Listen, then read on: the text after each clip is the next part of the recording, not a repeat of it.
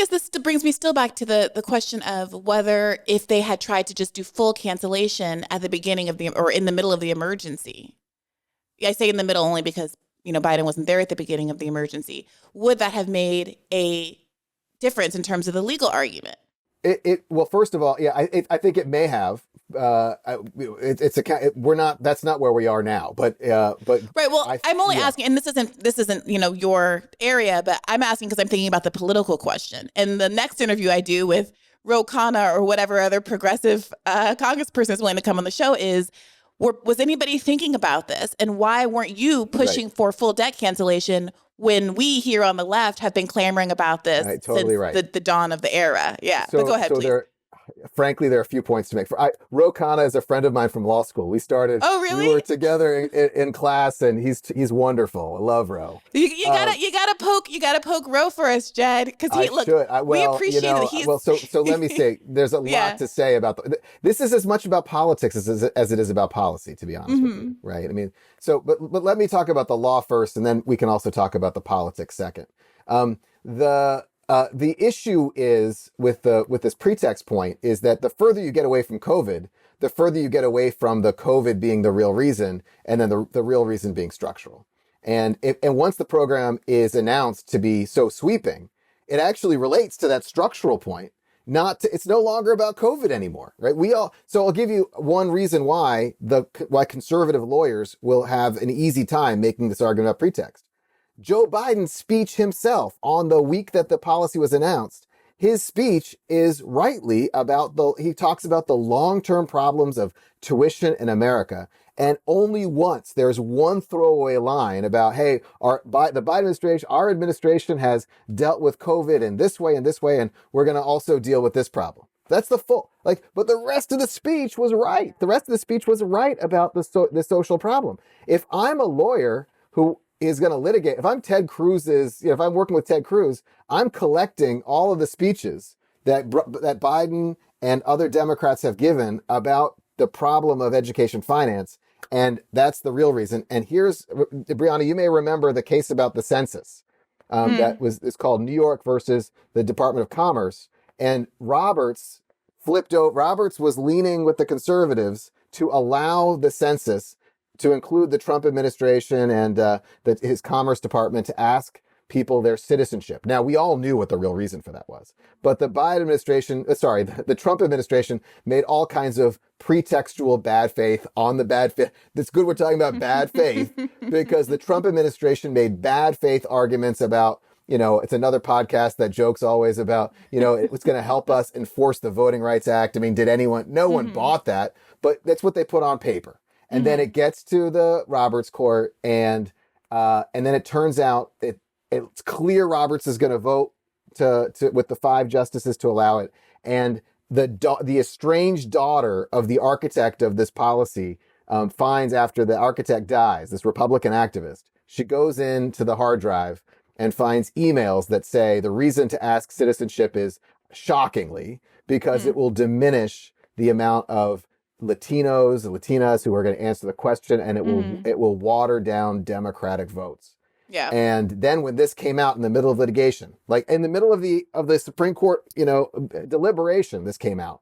Roberts changed his vote, and with 4 liberals, the argument was not because this was racist, but because it was a pretext. It was a political pretext. But it wasn't just politics. It was that in order for executive action to be sustained under something called the Administrative Procedure Act, technical, but take me back. Take me back to what else? Right? Okay. So the most fundamental rule about executive action under this statute is action cannot be arbitrary or capricious. And basically, just 3 years ago, the Kagan, Sotomayor, and Roberts himself said, if you're giving fake reasons, if you're giving pretext reasons, the policy is arbitrary.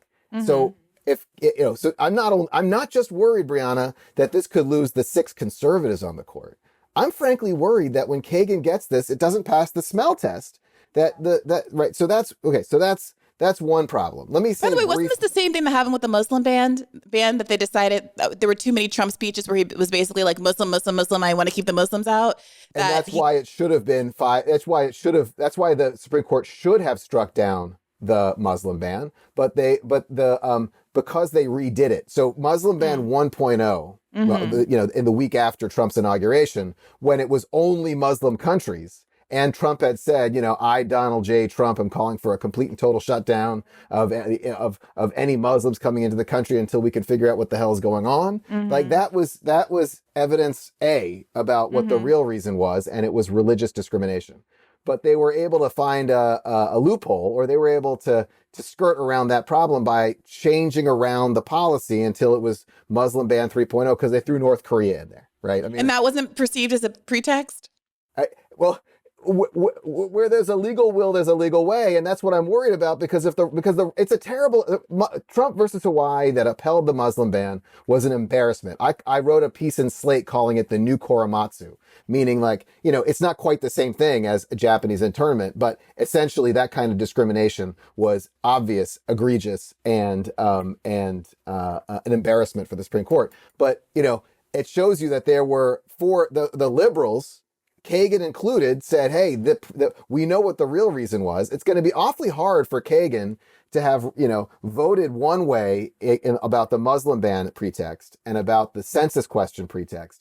And then to look at, and so I'm going to tell Democrats out there, including, the people who may be listening, who care about this issue, who are in the maybe decision makers. If you think that it's a win-win because either the debt plan gets upheld, gets sustained, but if the Roberts Court strikes it down, you get to run against the conservatives on the Roberts Court. It doesn't look the same if you've also lost Kagan or KBJ or Sotomayor.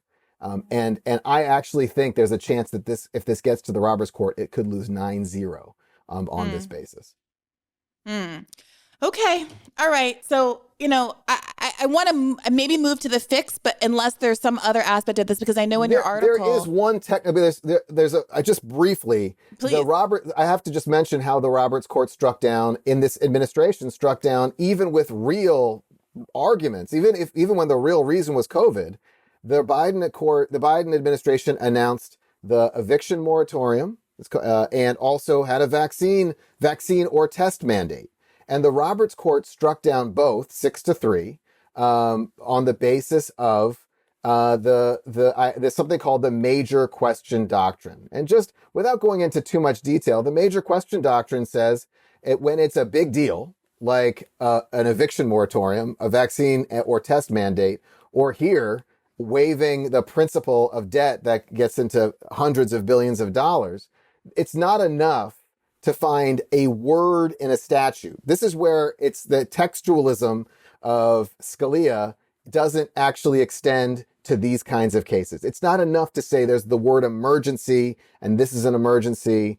It's not enough to find the word worse off, and we're going to broadly talk about worse off. What the Roberts Court does is it says we can actually look at the context and purposes of the statute. And what they'll surely do is say that statute was a post 9/11 statute. It was the kind of emergency we're talking about there was mid-emergency, not, March 2020, March 2021 of COVID would be one thing. But when you're sitting here at the tail end of the emergency, that's not like right after 9/11 or during the Iraq War. So you look at the purpose and the context, and the Biden administration's memos were unpersuasive and barely touched this point, as if they didn't even think about the eviction moratorium. It was sloppy. And so the last point, very briefly, is what I said about emergencies before. We, as progressives, I think we have to worry about, when you look around the world at Putin and Viktor Orban and the experience with Donald Trump and what Trump did to exploit emergencies and to abuse executive power.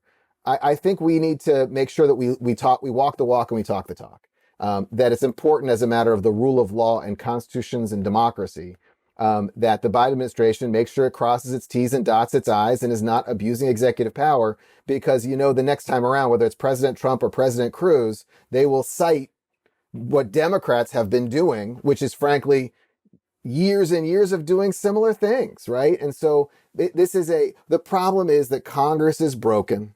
And so presidents of both parties, to get things done, go beyond what statutes say, and then that the big danger is the next authoritarian conservative president. I'm sensitive to that. It. I am sensitive to that, but the point that you made in the middle there, that Congress is broken and therefore is not, that's a heavy butt. Like, so, you can say Democrats doing this now will give an excuse to Republicans doing it later. Of course, Republicans have done it before. Trump did any number of things by executive order. And it does seem to be that only Democrats get hung up by the procedural in this context. So we've been talking a lot on the show about the parliamentarian and the deference the Democratic Party shows to the parliamentarian. And I understand that it's different. It's not the Supreme Court. It's an appointed position. That person can and has been changed by Republicans when they don't give advisory opinions that are in line with what they want to do politically.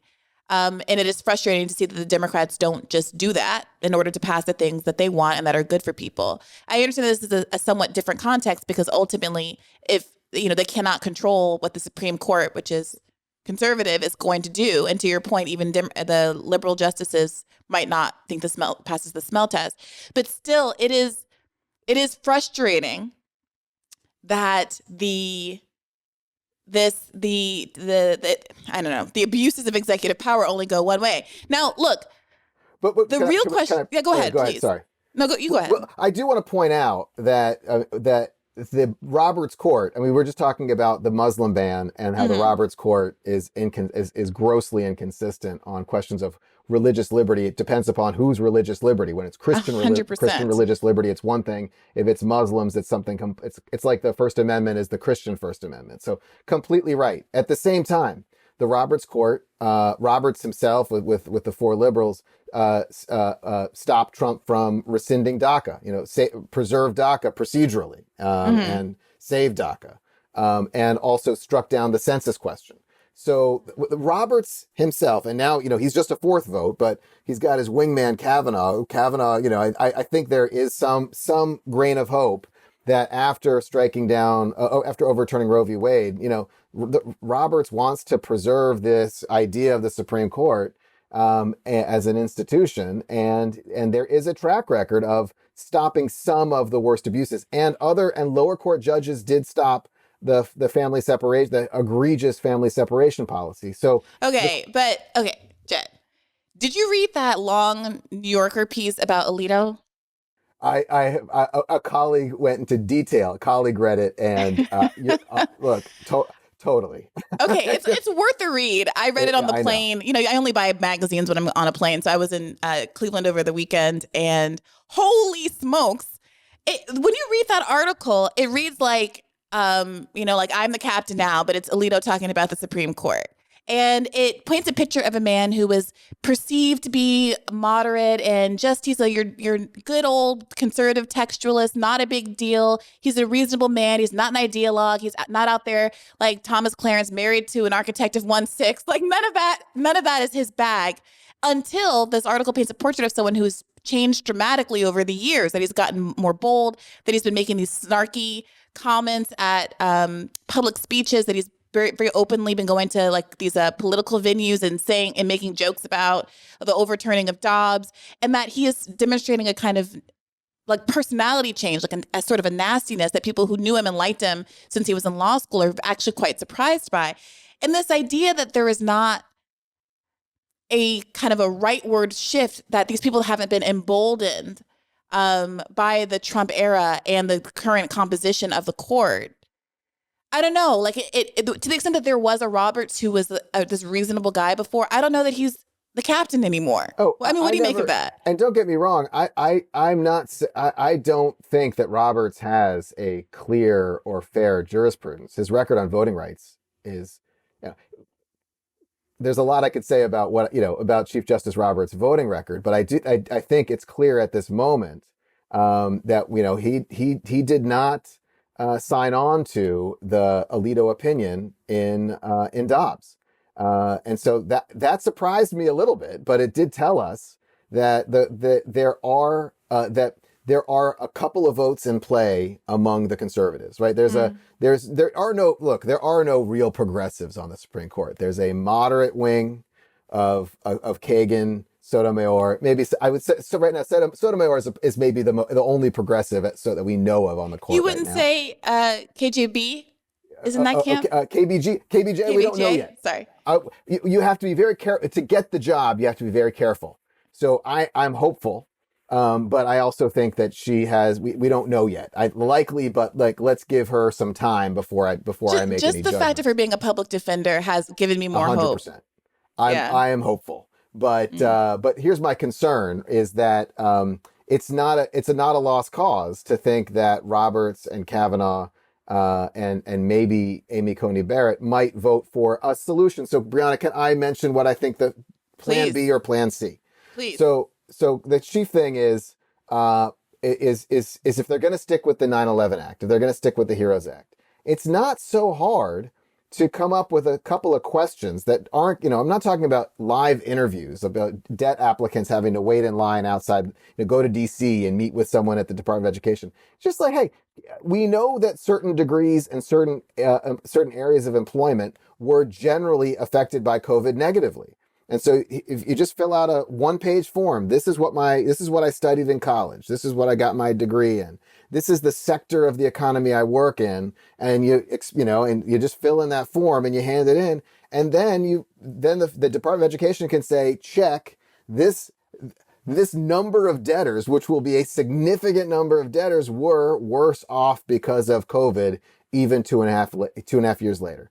And that tailoring, or at least that set of questions, is what Biden's own lawyers basically hinted at. So there's a passage in the OLC memo, if you'll allow me to say, this is the OLC memo. It's a 25-page memo, and it has this sentence in it. It says, thus, to invoke the HEROES Act in the context of COVID-19, the secretary, meaning the Secretary of Education, would need to determine that the COVID pandemic was a but-for cause of the financial harm to be addressed by the waiver or modification. All I'm saying is, instead of claiming that everyone with debt was negatively affected by COVID, this is a way to, at least as a matter of a record, establish that, the people who need the relief because of COVID are getting it. That might pass muster with Roberts, Kavanaugh, Amy Coney Barrett, as a matter of fitting the statute. And Plan C, and this is what I really want to emphasize because it really deals with the structural problem. There is something called the Higher Education Act of 1965, and it is not about emergencies. It is about higher education and finance. The purpose of that statute was to give access to higher education. And it has a provision, if you're playing at home, it's 20 United States Code 1082A6, right? The statute says that it allows for the change of rights and I don't have the statute in front of me, but it's a broad clause that allows for the waiver of rights and claims without being limited to an emergency. And that statute fits the real reason, the right reasons about, the big reasons for the student debt crisis in America.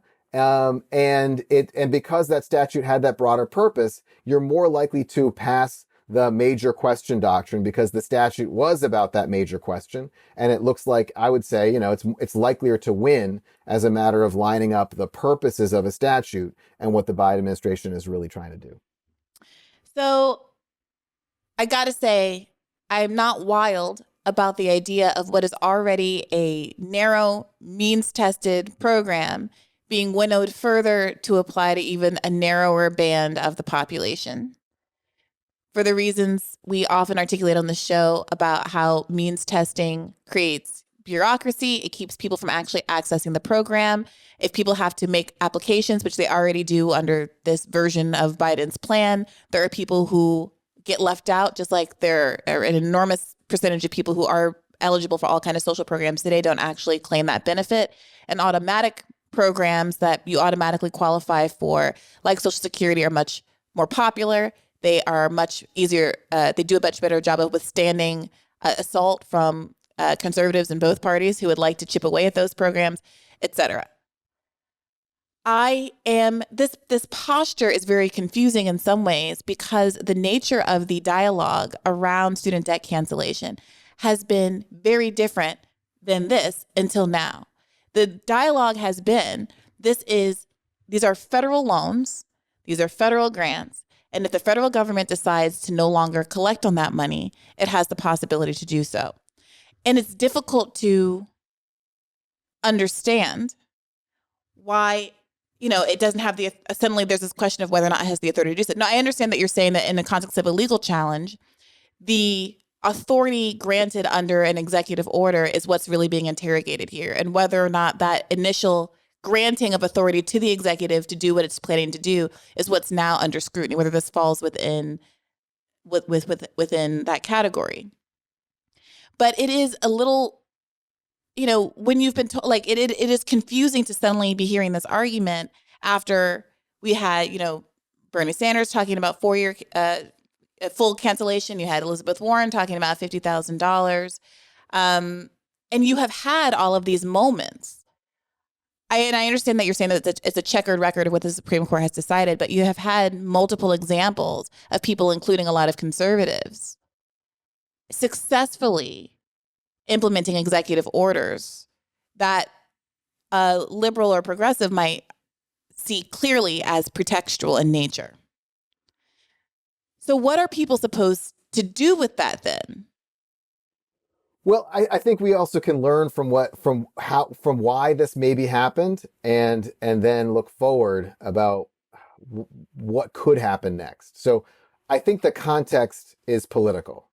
The timing of this announcement in August, it came only a couple of weeks, maybe 3 weeks after Joe Manchin changed his vote. I mean, I think the administration was, and this is understandable, right? It was the whatever, inflation, whatever they wanted to call it, the Inflation Reduction Act, because that plays better in West Virginia. But it was a big deal. It was a big deal on the environment and on infrastructure. And well, Jed, there's some people who would quibble with that, but I won't drag you into that. But it's better than it was better than nothing. But I think what the Biden administration did is they didn't want to even start this process or make any announcements about it, because it ran the risk of losing Joe Manchin, or even more likely, Senator Sinema, because Senator Sinema is Senator Arizona, also increasingly Senator Wall Street. And I think they were really worried about Sinema's vote. And they waited until they got the big bill passed. And now when that's passed, now they announce this, but they're rushing it out. Now that they waited, the path they would need to take to make the bigger, bolder, to justify the sweeping debt relief, would have to rely on the Higher Education Act. And it turns out that would take more time. It would take a year to make this fit for complicated administrative reasons. If you go through the and I have the language here, the Higher Education Act says that the Department of Education allows the Department of Education to, quote, enforce, pay, compromise, waive, or release any right, title, claim, lien. That's big and bold, but it would take a year. So the question is, in the interim, can the moratorium just stay in place? They could keep the moratorium going. Say they could have announced last week, we are going to continue the moratorium because we are now going to explore debt relief. And the moratorium, we need to tailor a program. And I'm confident that keeping the moratorium as an extent, we still are it's still COVID. So extending a temporary moratorium would work. And then over the course of the next year, the Department of Education could create, it has to rescind one rule and it has to create another one. That takes a year. So I don't know, Briahna, my question is, why are they not waiting a year to do something that, might not be 100% chance to pass the Roberts Court, to get through the Roberts Court, but I don't know, 50-50?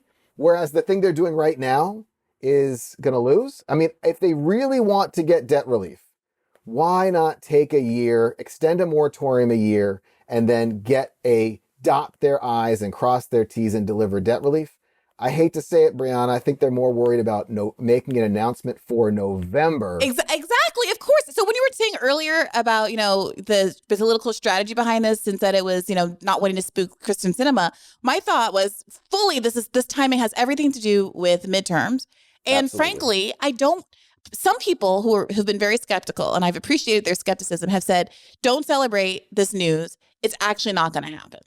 and that the Biden administration, the most cynical version of this is the Biden administration is happy to have a procedural excuse not to follow through on the policy. So they get all of the accolades for saying they wanted to do the thing, which is only a fraction of the thing that we wanted them to do in the first place, but also are going to be able to shrug their shoulders and go, oh, shucks, I really wanted to, the same way they did over $15 minimum wage and any number of really basic, not even especially progressive policies that have been on the chopping block over the course of the last almost 2 years now. It actually may be even worse than that, because I think the calculus is that it's not just they shrug their shoulders when it doesn't work procedurally, but what do they think might happen? They think that the Roberts Court will strike it down, and they created the legal mess I just talked about, and then they'll blame the Roberts Court and look, it's the Roberts Court again, it's the boogeyman. And it wasn't, it's their ideological, right? And it's true, the Roberts Court is ideological. It's just that you serve them up ideological red meat rather than being careful and rather than taking your time. To your point, if it's a unanimous decision, or if there are a significant number of liberals on their side, they don't even get to make that kind of argument. I think this is their blind spot. They have written off the Roberts Court as 6-3. They are just assuming that it will be 6-3. And the reason why I wrote this piece in the Atlantic was to explain as a matter of law. I didn't say so explicitly, but my concern is that Elena Kagan would see this through the lens of her past precedents against the Trump administration, and say, I've got to be consistent here. And if you lose Kagan, I think and she's the on this court. She is the most. She is the most famous expert in administrative law. I think the Biden administration could lose this 9-0. And instead of running against the Roberts Court, thinking it's a win, I think it'll be an embarrassment that actually frustrates, that alienates the base, because it says you were incompetent. And that's my real concern here is I have to be. This experience of finding this problem has made me a little more cynical about what the goals are here. Welcome to the club. Well, yes. I mean, I wish I could say that I wasn't pessimistic when I wrote this piece, because the subtitle was optimistic. There's time to fix it. There is time to fix it. But I guess if there's anyone out there who's working in the Department of Education, and you left your job somewhere, you left your job in some other education department in some state, or you left a job in the private sector because you wanted to get things done, but you weren't so worried about getting a couple more purple state Democrats into some districts in 2022. If you want to listen to how to actually get student debt relief done, take one more year, get it done through the Higher Education Act, and you have a shot at it winning.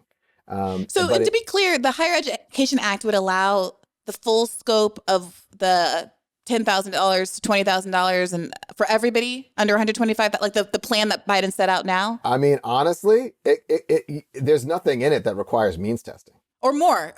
Like obviously I want the whole shebang. So that's another reason to want to pursue that route for those of us who are still holding out for full debt cancellation. That's right. Briahna, I've got a lot of progressives wrote to me privately or said, there were a lot of progressives who were mad that I was saying this. Like I had some secret that, wait, you think that there isn't a conservative lawyer who already saw all this, but they don't want to write it in the Atlantic because they're holding on to it. The conservatives are probably mad that I'm suggesting the Higher Education Act, but progressives said, thank you.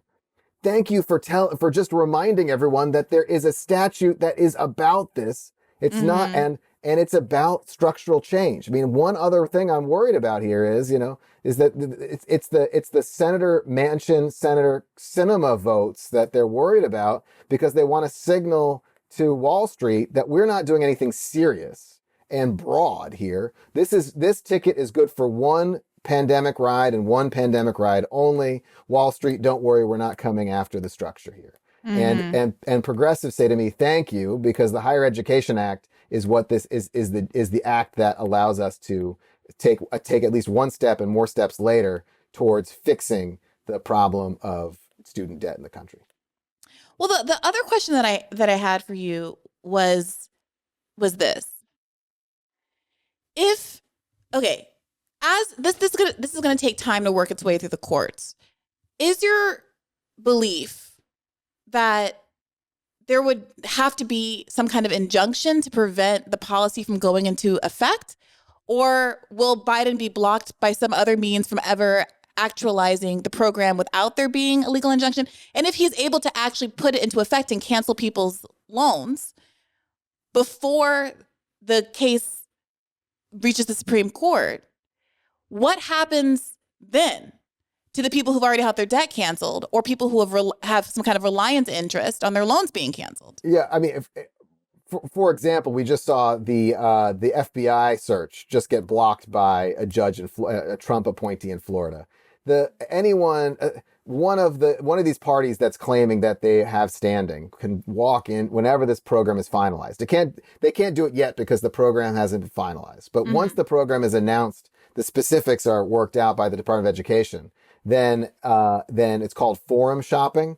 That a conservative plaintiff or a bank could walk into a federal trial court called a district court, Texas, Florida, Kansas, and get a nationwide injunction to stop the program from even taking the first step. So they're going to shop for a friendly court that they think will find in their favor. A friendly trial court in a friendly circuit, and nothing. And so anyone who thinks that this program is going to suddenly deliver any kind of debt relief in the next year or two, no, the injunction will. I would be shocked if someone can't find a judge to block it until the Supreme Court hears the case. Hey YouTube, thanks for watching. Just a reminder that this is a podcast. You can catch an extra premium episode every Monday for $5 a month at patreon.com/badfaithpodcast. That's patreon.com/badfaithpodcast for $5 a month, an extra episode every week. Additionally, please do consider liking this video, subscribing to this channel. It helps us out. It helps independent media beat the algorithm. We appreciate you. And as always, keep the faith.